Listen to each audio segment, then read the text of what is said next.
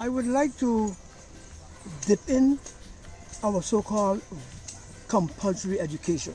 We have compulsory education now, but in those days, 40s or 50s, we had no compulsory education. It was voluntary compulsory education. And everybody wanted to go to school, and everybody would make sure that he would reach into school. I remember coming from Marigot Hill area, we never had shoes. We walked barefoot from Marigot Hill all the way to Phillipsburg on your bare feet. A second thing that could also prohibit you from going to school was if you get wet. It rain and you get wet, dung wet. I know coming from Sucker Garden area, after you pass what we would call in those days the Japanese club, after you pass that building, there was no house on the road until you get into Phillipsburg.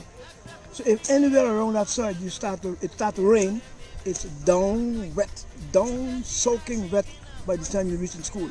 Unless you were lucky to reach the tamarind tree opposite to the gasoline station. There was a big tamarind tree.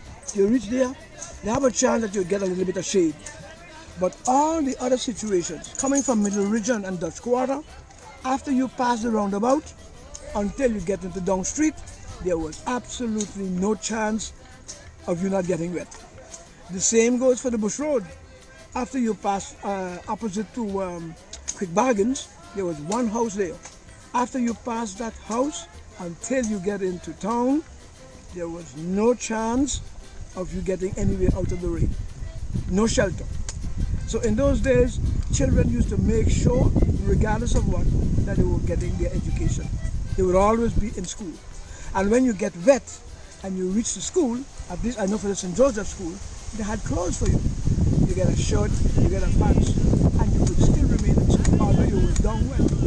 So there was no reason for you not to be there. That's just a little idea of our compulsory, voluntarily compulsory education. Like a baby sucking lollipop.